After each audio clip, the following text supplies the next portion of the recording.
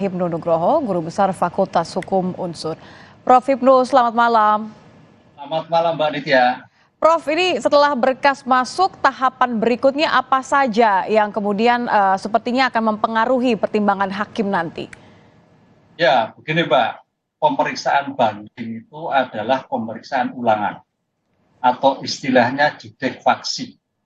Di dalam judek faksi sini, hak dari penasihat hukum, hak dari penuntut umum akan diterima oleh Majelis Pengadilan Tinggi tentang memori banding yang dibuat, yaitu hal-hal yang penting yang akan disampaikan di dalam suatu persidangan banding.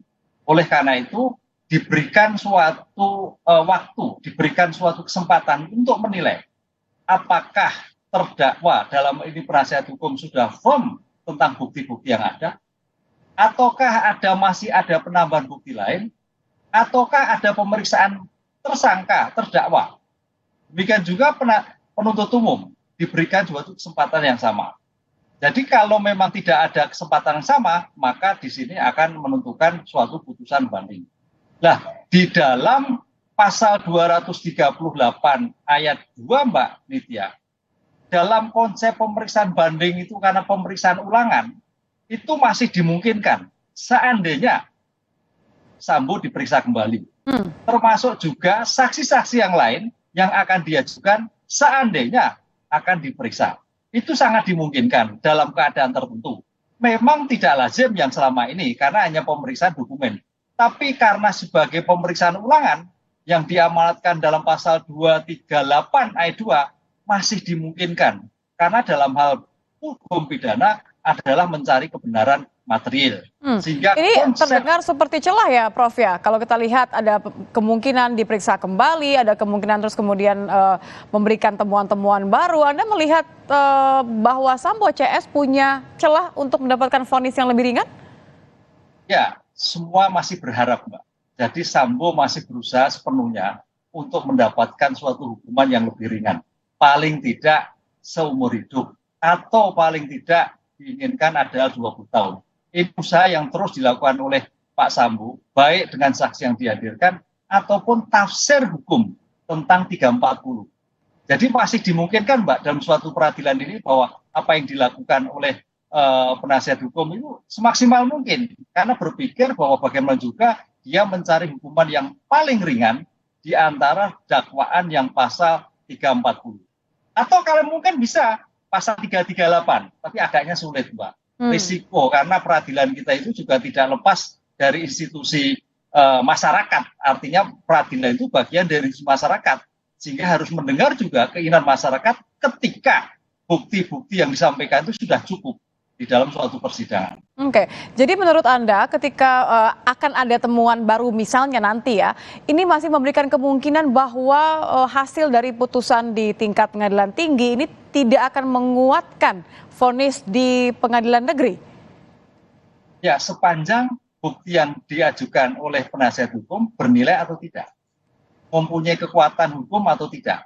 Kalau memang tidak, ya berarti putusan pengadilan banding nanti akan menguatkan apa yang dilakukan oleh putusan pengadilan negeri. Karena ada 3 kemungkinan Mbak putusan banding itu. Menguatkan putusan pengadilan negeri, merubah putusan pengadilan negeri, ataupun merubah, menambah, mengadili sendiri terhadap putusan di banding. Ini 3 kemungkinan. Kita tidak tahu apa yang terjadi. Tapi kalau Mbak Nitya, situasinya adalah bukti yang masih cukup bernilai, kemudian seandainya penasihat hukum itu mendatangkan saksi-saksi yang mungkin bernilai tapi tidak bernilai dalam suatu pembuktian, bisa saja menguatkan. Jadi artinya pengadilan tinggi masih mengadopsi putusan yang ada pada pengadilan negeri. Dan itu masih dimungkinkan. Oke, kalau mengenai tahapannya, Humas dari Pengadilan Tinggi sudah menyebut bahwa rencananya tanggal 12 April ini akan dibacakan putusannya untuk Sambo. Tapi apakah ada kemungkinan bahwa tidak hanya Sambo, melainkan keempatnya akan dibacakan berbarengan? Sangat mungkin, karena asas hukum kita adalah peradilan cepat, sederhana, dan biar ringan. Satu. Kedua, dari asas cepat tersebut, SEMA Mahkamah Agung itu merekomendasikan maksimal suatu perkara banding adalah 3 bulan. Dengan Oke, demikian, maksimal ya? ya maksimal. Dengan demikian, kalau seandainya tadi Humas Pengadilan Tinggi menyampaikan tanggal 12 April, berarti pengadilan banding sangat luar biasa. Hanya 1 bulan 1 minggu. Kan terakhir itu sampai penahanan itu 6 Maret, Mbak. 6 Maret kemarin itu 90 hari ditambah 60 hari. Dan itu 6 Maret itu sudah selesai. Oleh karena itu kalau 6 Maret itu sampai dengan 12 April, ya 1 bulan 1 minggu. Ini saya kira suatu pekerjaan dalam perspektif judek faksi sangat luar biasa. Karena apa? Ini kan perkara yang sangat dinanti oleh masyarakat. Betul. Sehingga selesai, putusannya juga sesuai dengan keadilan. Keadilan tidak hanya korban, tapi keadilan masyarakat. Ini yang menjadi beban oleh pengadilan tinggi. Karena netizen, masyarakat menilai. Sehingga kalau sampai tidak, lah ini akan menjadikan suatu permasalahan dalam bidang penegakan hukum.